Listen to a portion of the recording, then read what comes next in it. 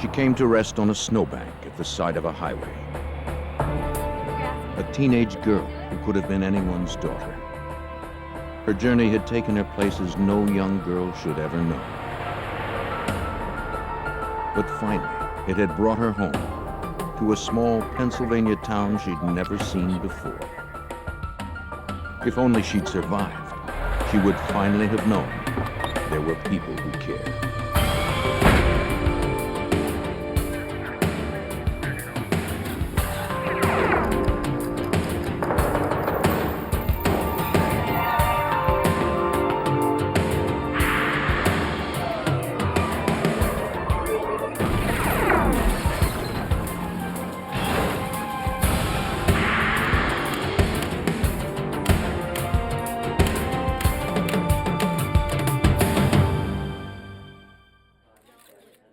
She appeared on the highway in the spring, a young woman, her life cut short, her past and her identity a mystery.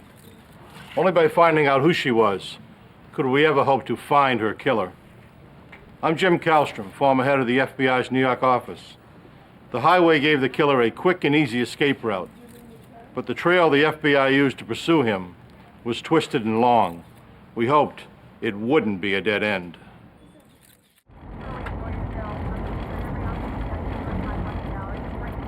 March 24th, 1993, Bellefonte, Pennsylvania. A late snowstorm had held spring at arm's length.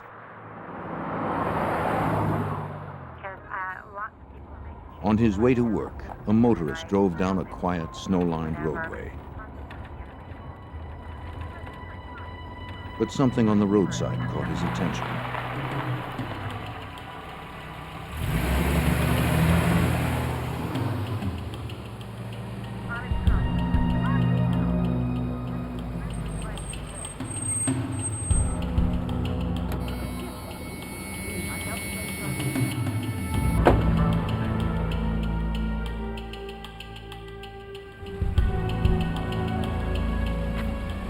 What he saw was unthinkable in this peaceful valley.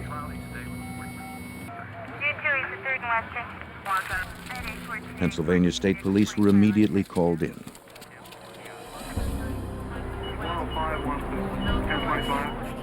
A young woman lay dead on a snowbank near the junction of two major interstates.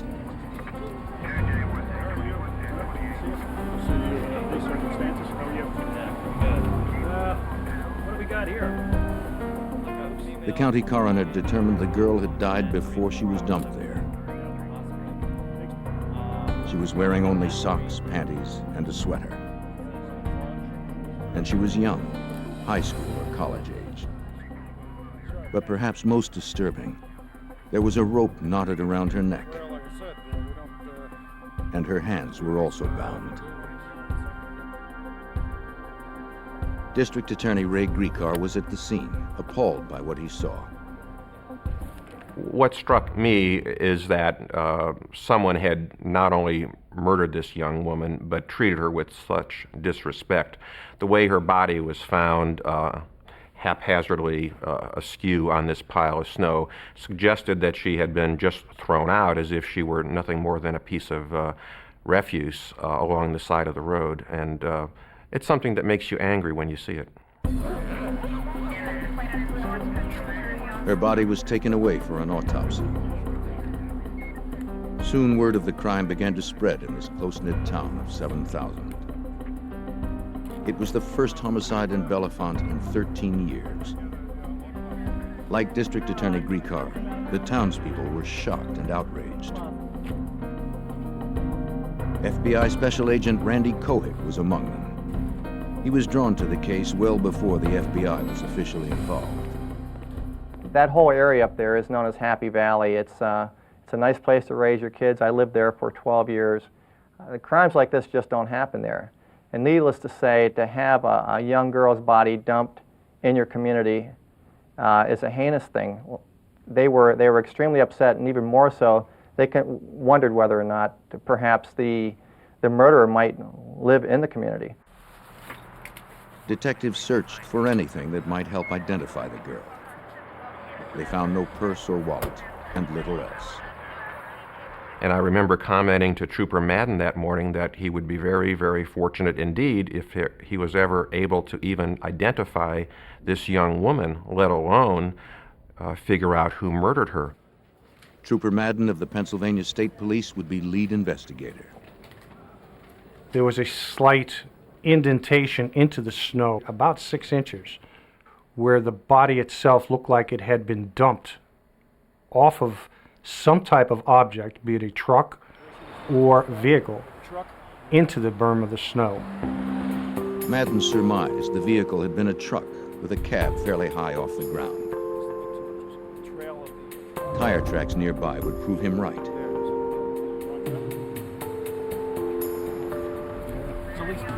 They were made by dual wheels, probably the rear wheels of a tractor-trailer cab. An evidence technician made plaster casts of the tracks to be sent to the Pennsylvania State Police lab. Examiners there would attempt to identify the brand and check for anything unusual about them. Then, if a suspect were found and his tires matched the tracks, the casts could help link him to the scene of the crime. Troopers fanned out to find clues. They searched both nearby fields and local Penn State University, but found nothing useful.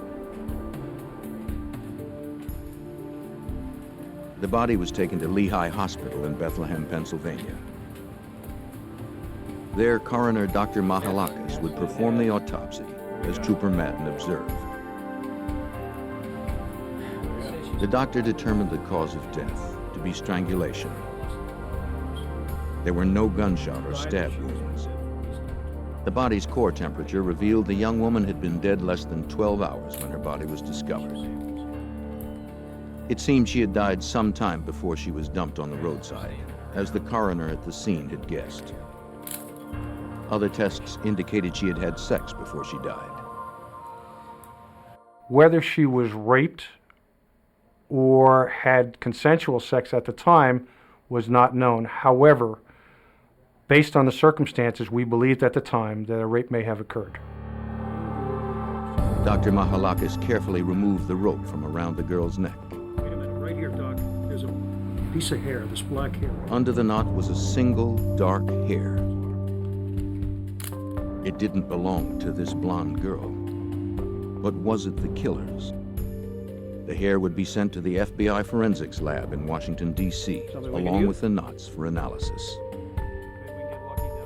The type of knots could be important. They might help the FBI develop a profile of the killer. But the best clue came from the girl's left hand. There appeared to be something written on the palm. She had some faint numbers written on the palm of her left hand. They had been written on possibly in ink, and they'd been on there for some time as they had faded, and they were barely legible. It was thought by both Bill and myself that possibly this could be the lead we were looking for that could possibly lead us to her identity. Numbers, The writing was letters. indecipherable, though it looked like it might be numbers. That's pretty faint. Can you get that? Agent Kohig suggested experts at the FBI lab could make them clear enough to read. It was thought that perhaps we could have these enhanced by the FBI lab in Washington, D.C., so the skin was removed from her left hand and it was forwarded to the FBI lab. The girl's fingerprints would be run through a national database of missing persons. But the results would prove disheartening. Checks were made with her fingerprints through the APHIS system, which is a national system of checking fingerprints. They came back negative. Checks were also made using descriptors of the body and characteristics of the body, and that also came back negative. So we had no record of a person missing that matched this person we discovered.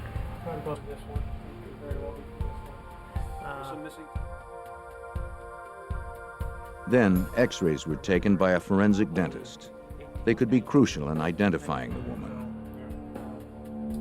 If a tentative ID were made and these x-rays matched those taken when the woman was alive, they'd confirm her identity. But first, she'd need to be visually identified by someone who knew her in life, which would be difficult after a full autopsy. Closing facial incisions made for the dental x-rays and masking contusions would take hours of painstaking work. To restore her to the way she looked in life would require the artistry of a skilled mortician. Stephen Mondock was just the man for the job. When we received her body, she'd been through quite an ordeal. You know, we had to put a little bit of makeup on her. We had to get her hair done. We dressed her. We made her look as lifelike as possible at that point. We then proceeded to take photographs that were eventually placed in the newspaper. Those photographs depicted her as more lifelike than she had looked when first found. But Mondock gave her more than a face. He gave her a name. When the coroner brought her in, he said, "We have a Jane Doe for you." And I said, "Carrie," I said, "you know, I don't like calling people Jane Doe." I said, "It seems so impersonal." He says, "Well, what are we going to call her?" And I said, "Well, she was found in Spring Township, right?" He said, "Yes." I said, "Why don't we call her Spring?" And I said, "Well, she was found in the dawn of the morning, so why don't we call her Spring Dawn?"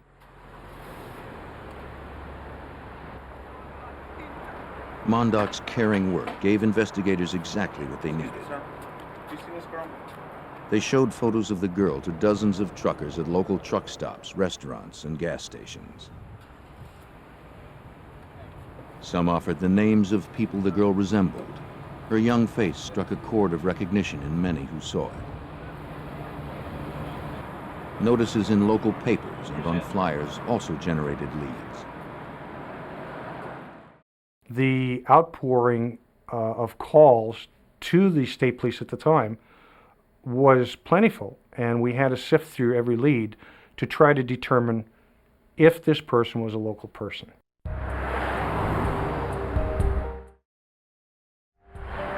But none of the leads would pan out. Then, in late April, about a month after the body was found, the FBI lab called Trooper Madden. Their analysis showed the writing on the girl's left palm was a phone number with a Florida area code. Madden found the number had been disconnected, and he began to wonder if the area code itself was wrong. But it didn't seem right. It didn't seem to fit this particular case. In looking at this person, there was no tan. It seemed as if she came from a winterized area, somewhat similar to where we were. However, we did not know where. Madden's best guess was that she came from west or north of Pennsylvania, probably within a 12-hour drive from where the body was found. Madden also realized that there were 2 phone numbers written on the girl's hand, not just one. So he noted all the cities within the 12-hour radius that had both the exchanges she'd written down. Madden and Kohik would send the numbers along with photos and descriptions of the young woman to sheriffs and state police in those areas. Perhaps the information would trigger some leads. As they worked the case, the people of Bellefonte followed each new development, offering help and support. There was a genuine showing of affection for this person and concern. I guess you could say she was posthumously adopted by the community of Bellefonte. And even though we were very quickly able to ascertain that she was not a local resident, there was still a very strong sense of she is someone that we cared about. As spring bloomed for Bellefonte, the girl remained in people's thoughts. Her story touched everyone, especially Madden and Kohik. These colleagues and longtime friends could not stop thinking about her tragic death and trying to solve the case even after hours. You can't let the town down. At the time I was assigned to this case, I had a 17-year-old daughter, and Detective Madden had 2 teenage daughters. So I think for the both of us, we took a very strong personal interest in the case. As a matter of fact, it pretty much took up all of our time during our working hours, and we would often find ourselves talking to each other at night on the phone at our residences. Never was community support so strong is when Stephen Mondock began to prepare the body for burial. I had florists call donating flowers. I had hairdressers calling to do her hair. I had people donating clothing. I had ministers willing to give their services, the vault company, the casket companies. The cemetery where she was to be buried was actually at the bottom of a beautiful mountain where there's wildflowers growing. We had the monument company had was willing to donate a stone to bury her. It was just amazing how much the town all came together in an effort to bury her. More than a month after the body was found, it was time for a burial. Not only did the town want to bring closure to the tragedy, the body could not be preserved much longer. Still, Madden needed just a little more time. The last thing that we wanted to do as a police agency was to lose the body. In other words, we did not want the body buried at that point in time without identification. Just when the body could be kept no longer, a break in the case finally came. A sheriff's office in Maine received Madden's information packet on the girl. See what you think. Though he didn't recognize her face, he called one of the numbers written on the girl's hand. He had no idea who might answer the phone. Yes, hello, this is Sheriff. He reached Mark Rosenberg, a guidance counselor at a local school. Promising, given the girl's age. I'm Detective Staples. Thanks so much for meeting with me tonight. A detective visited Rosenberg and his wife at their home. I'd like to see if you can help me identify the woman in this. When the detective showed the Rosenbergs a photo of the girl, they immediately recognized her. Can you look at that for me, please? And when they spoke her name, it was eerily familiar. Dawn Marie Birnbaum. Steve Mondock's choice of the name Spring Dawn had been uncannily accurate. And I was shocked. I was amazed. It was just a strange coincidence. But it felt right. She was part of our community. Mark Rosenberg was one of the last people Dawn talked to before she died. Investigators hoped he could lead them closer to her killer. After a search that stretched from Florida to Maine, investigators had learned the identity of a teenage girl found dead near a rural Pennsylvania interstate. As they spoke to Mark Rosenberg, a guidance counselor at the school she had attended, he said she'd called him just days before she died, from a payphone. He'd tried to help her, but it was already too late. The school she attended was mainly for at-risk teens, like Dawn herself. She'd had problems with authority figures ever since her parents' divorce. In Indiana, where her mother lived, she'd been through a dozen foster homes and run away almost as many times. But at this boarding school, she'd finally found someone she could trust, her counselor, Mr. Rosenberg. As Mr. Rosenberg was talking to Dawn, the operator was interrupting, telling her to put more money in. Time was running out, and Mr. Rosenberg told Dawn to call him again so he would know she was safe. She said she would do that. He gave her his home telephone number, which obviously she then wrote on the palm of her hand. She said she'd call back, but in fact, she never did call again. The school would send Dawn's dental records to Pennsylvania, where forensic dentists would match them to x-rays taken at the morgue. The result would be a positive ID and a turning point in the case. The FBI entered the case officially under our kidnapping statute. Obviously, we had a girl who was found in central Pennsylvania laying in a snow pile, tied up, and who had previously been seen just a few days earlier in the state of Maine. So we have the interstate aspect. Now, we are aware that The investigation focused in Maine, where Dawn was last seen alive. Maine state police officers interviewed Dawn's friends, including Heidi Hansen. Heidi told them Dawn had been planning to hitch a ride with a truck driver, as she'd done about a year before. On that occasion, Dawn and another friend, Mandy Gray, had run off with a trucker named John Hoffpower. They dropped off Mandy at her home in Georgia, then continued on.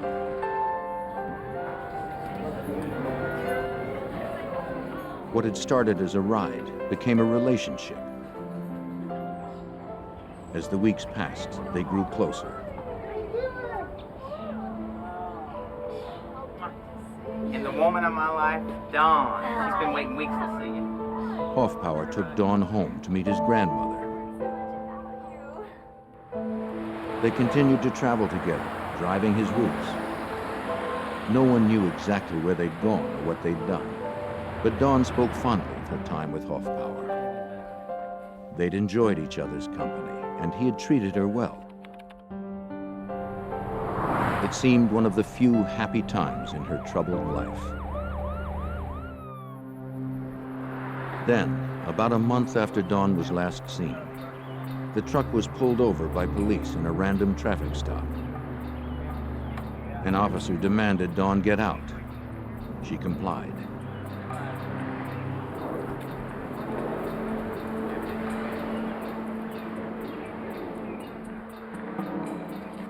When she gave him her license, it triggered a missing persons bulletin filed by her school. The officer told Dawn she'd have to come with him. When he tried to take her away from Hoffpower, she pleaded to stay, to no avail. Police would bring her back to school. Since then, her behavior had been good, and she was due to graduate in just a few months. But things were not as they seemed.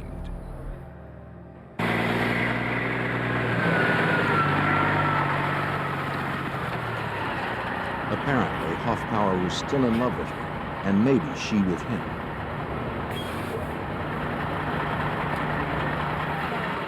Though she hadn't seen him since their trip, he had tried to visit her at school.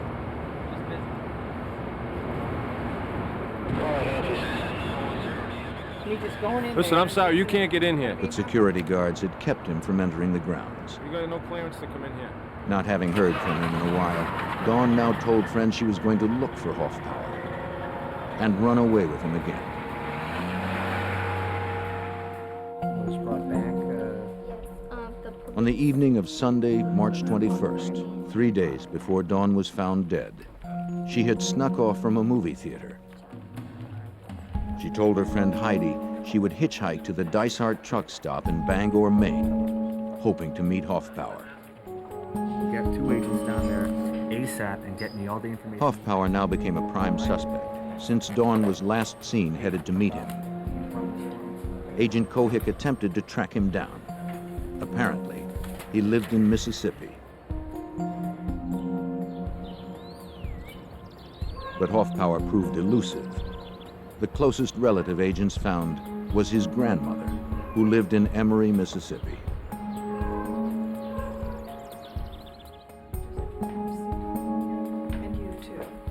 She welcomed them inside and told them she'd raised Hoffpower as her own son. He was devoted to her. No matter where he was, he called her almost every day. He had even brought Dawn home to meet her.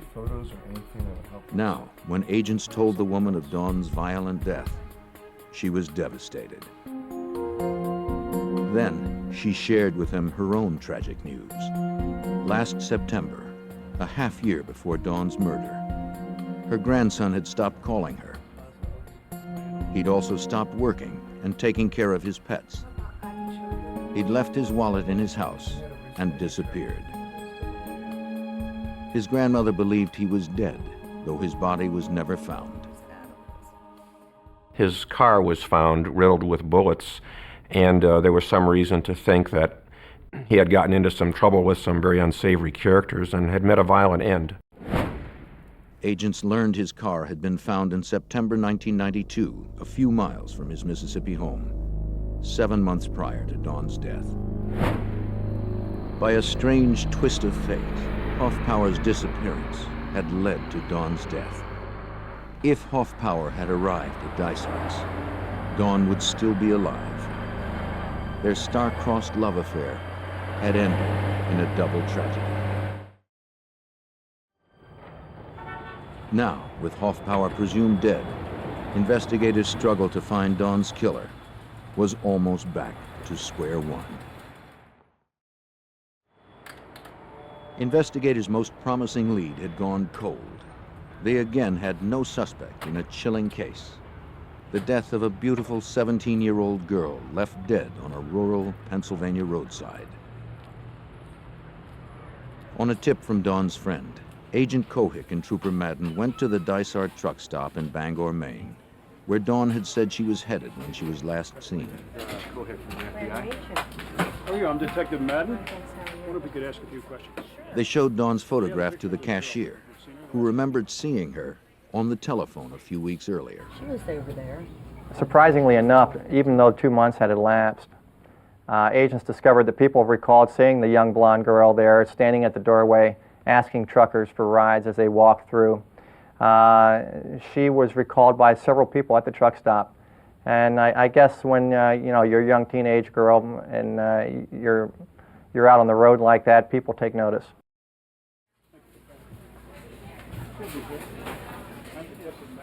It seemed obvious this was where Dawn had made her last phone calls.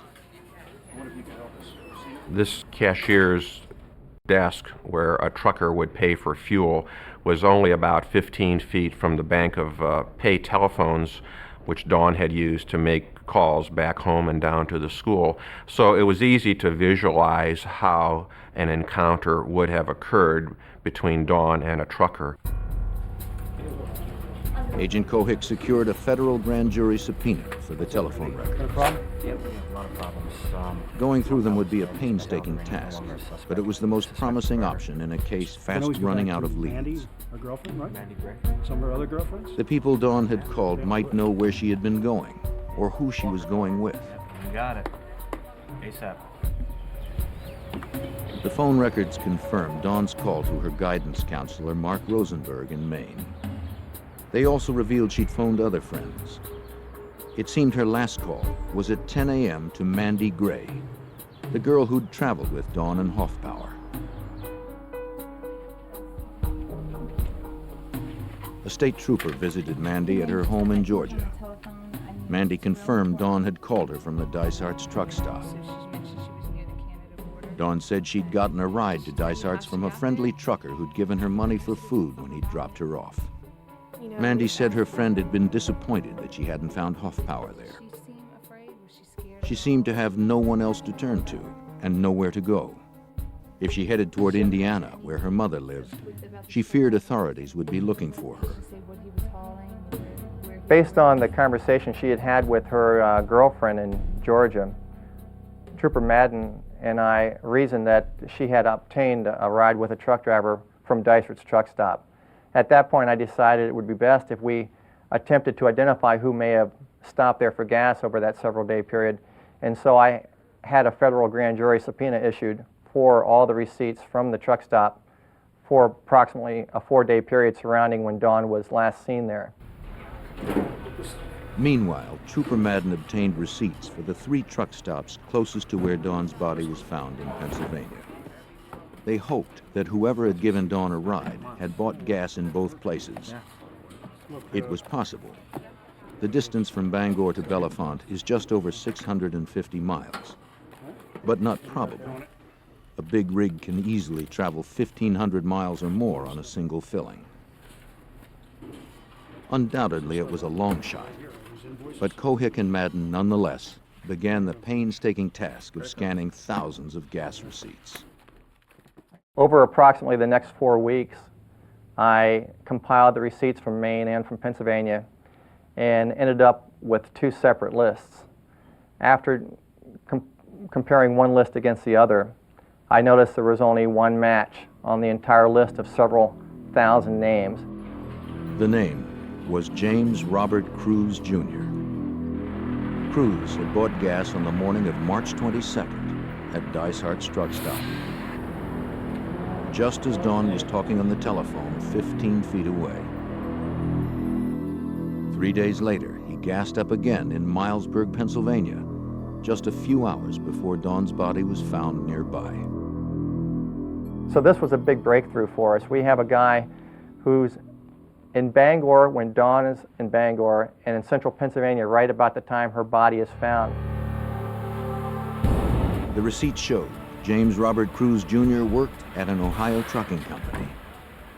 In response to a call from Agent Cohick, his manager verified the credit card purchases.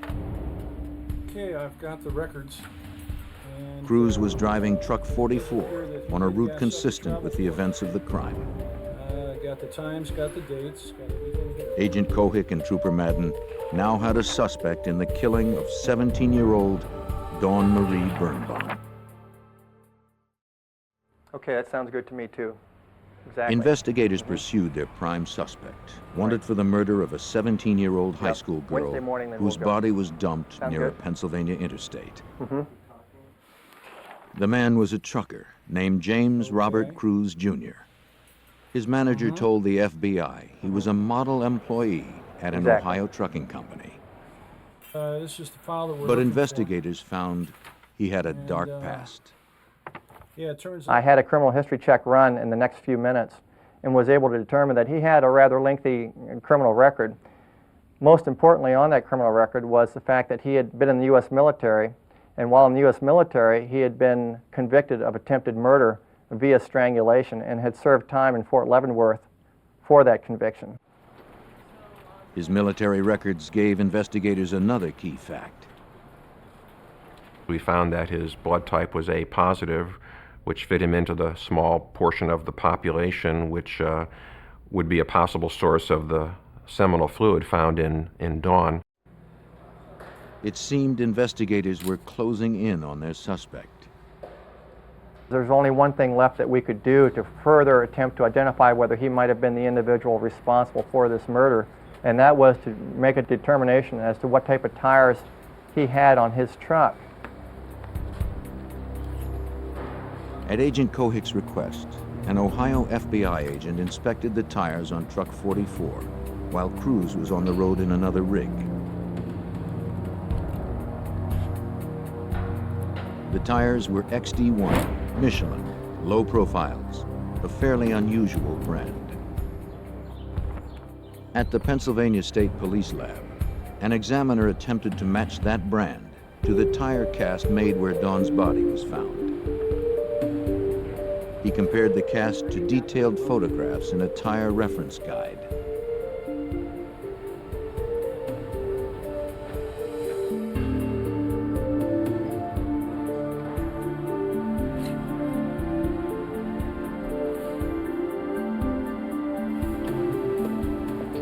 They matched. Another breakthrough in the case. So we had a match on the tires, we had a match on the blood, we had the fuel slips. This, at this point, according to the United States Attorney's Office, was sufficient to put together a search warrant to search Jim's truck and to also perhaps take blood and hair samples from his body for DNA analysis.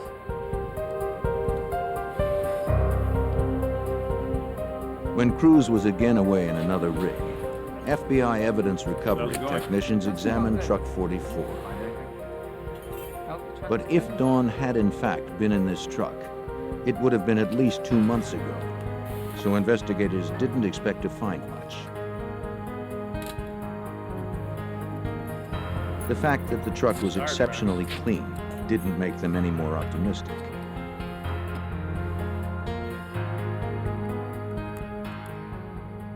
The search took pretty much the entire day, and it was an exhaustive search. We were searching both the tractor and the trailer itself. There were over 300 pictures taken of the tractor trailer. But nothing turned up. An evidence technician was about to declare the search complete when something caught the investigator's eye.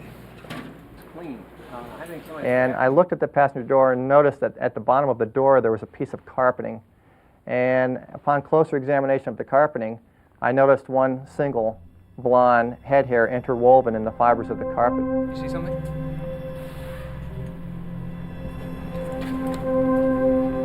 It seemed amazing, but there it was, Bill, come here. as if Dawn had not been quite ready to give up yet. What is it? It's like a blonde hair. The hair would be sent to the FBI lab for analysis. I thought it was a little bit too good to be true that this could be a hair from Dawn. When do you expect them, Joe? Now, investigators waited for Cruz to return from his run. Mr. Cruz, James Cruz? They told him they were looking for a runaway last seen at a truck stop in Bangor, Maine. Do you mind if we use your office? No, right there on there. Thanks, Joe. They implied they were talking to many drivers. Take a seat right here in the shed.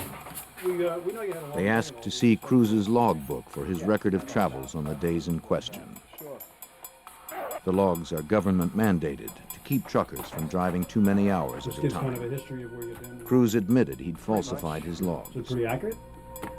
Well, you know, it's Truckers commonly alter them to stay within legal limits. Pretty accurately where you've been. But it seemed Cruz's logs had been selectively altered. But the one thing we noticed was that the misrepresentations in the log seemed to occur just conveniently when the fuel was purchased in Pennsylvania, also when the fuel was purchased in Dyserts.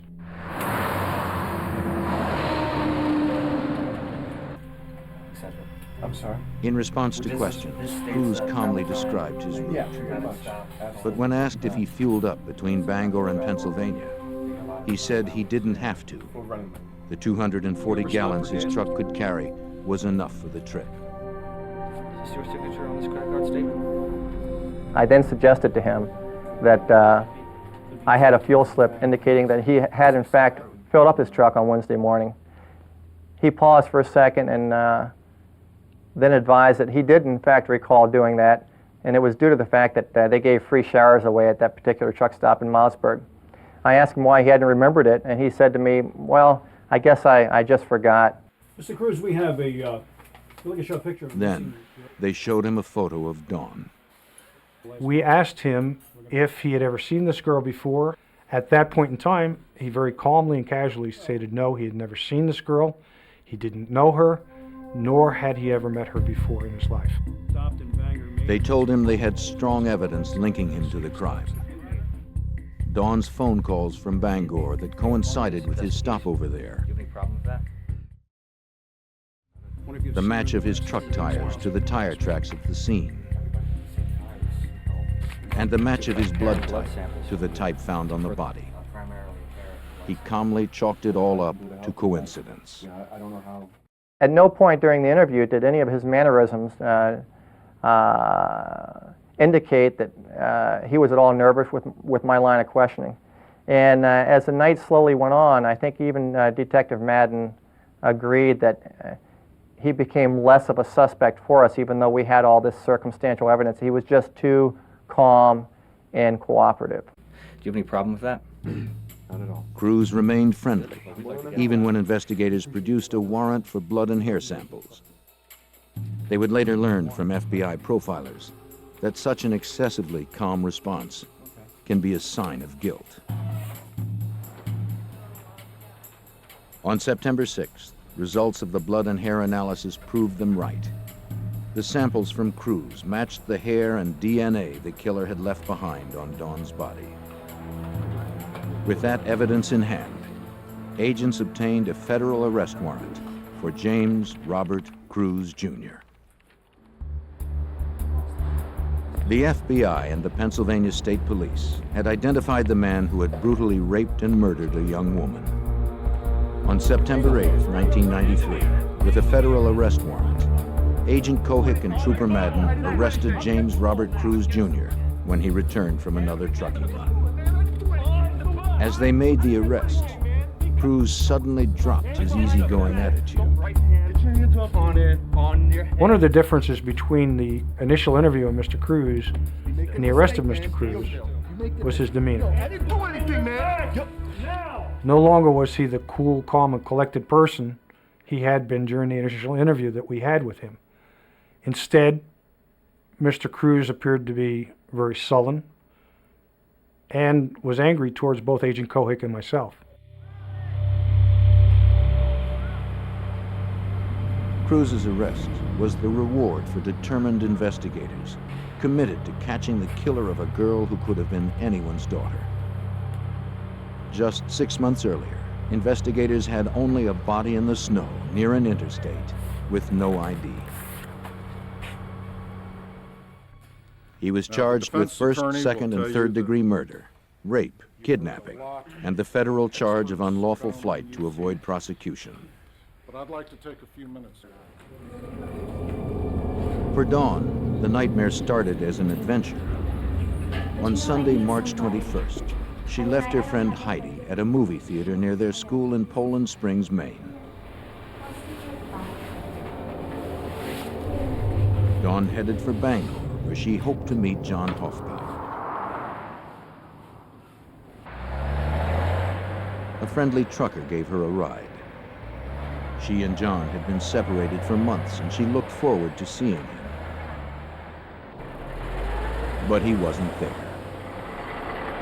She could not have known he was missing and presumed dead. Instead, her life would intersect with that of a much more sinister man. James Robert Cruz, Jr.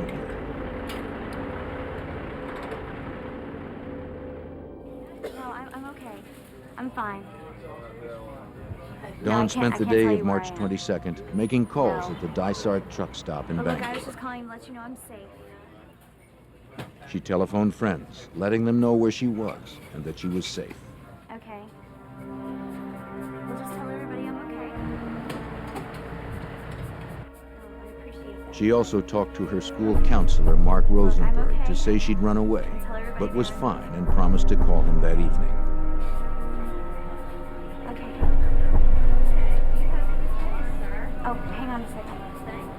Hang on. She wrote his numbers on her hand for safekeeping.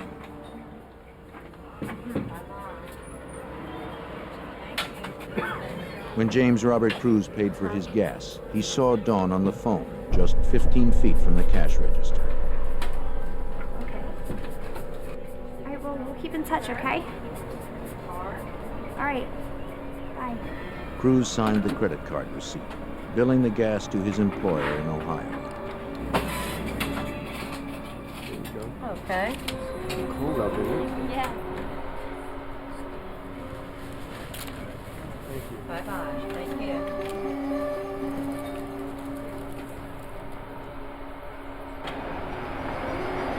Hey, mister. Where you headed? Do you think you might be stopping in Georgia? Can I get a ride? Absolutely. Get in. Thanks. It didn't take much to convince him to give her a ride.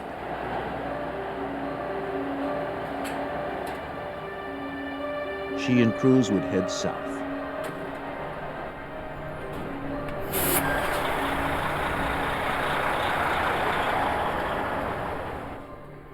Prosecutors reconstructed the events that had led to Dawn Birnbaum's death.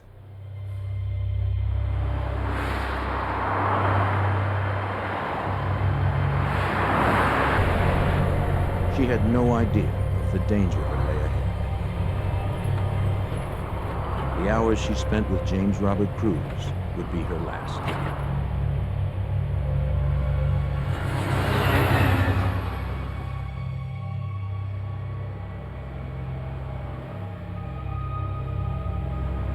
While Dawn prepared to sleep for the night, Cruz was still awake, falsifying his logbook.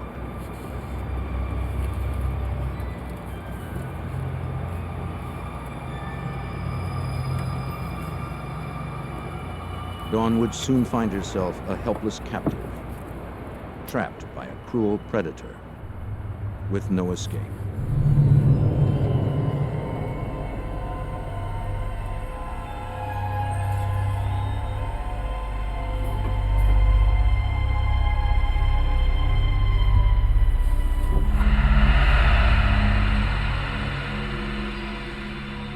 Late on March 23rd, Cruz raped and strangled her, probably in the sleeping compartment of his truck. That's what it was.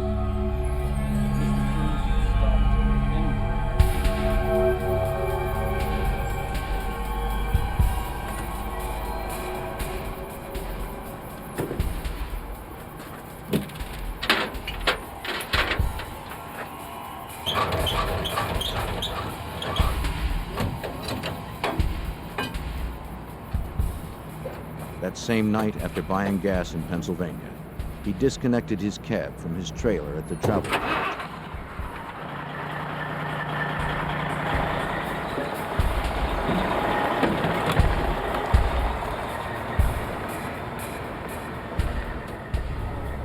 He drove away, looking for a place to leave Dawn's body.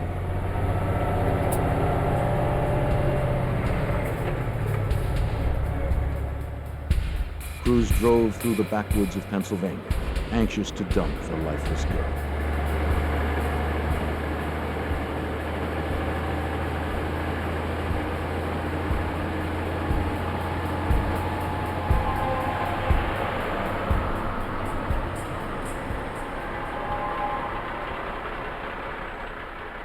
In the wee hours of March 24th, he pulled over to the side of the road.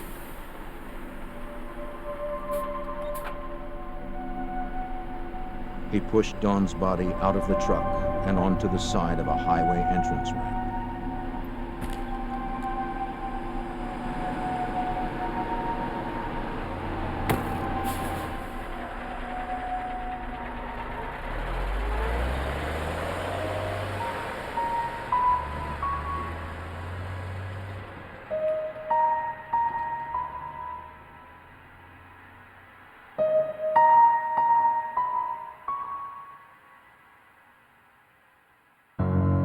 Chose not to.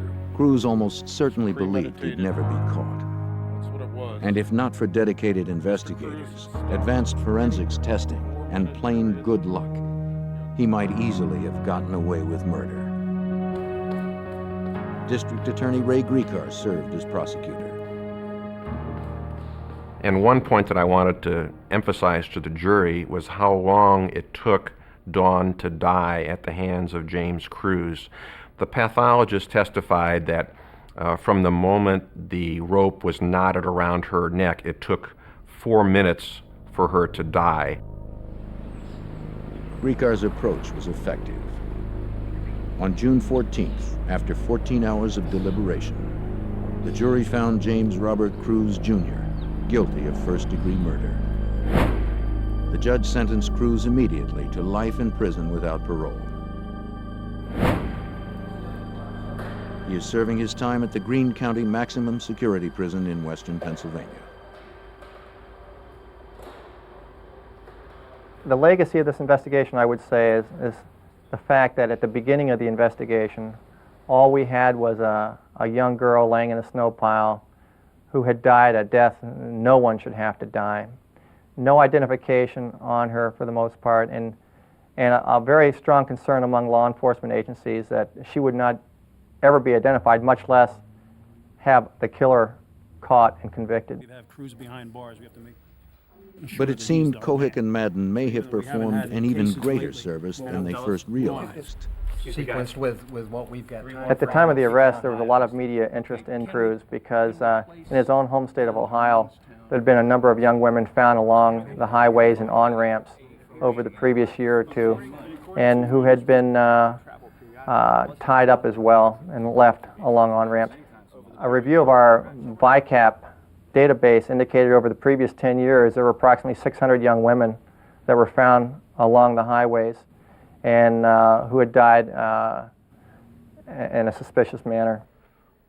We were not able to conclusively state that Mr. Cruz was involved in any of these murders.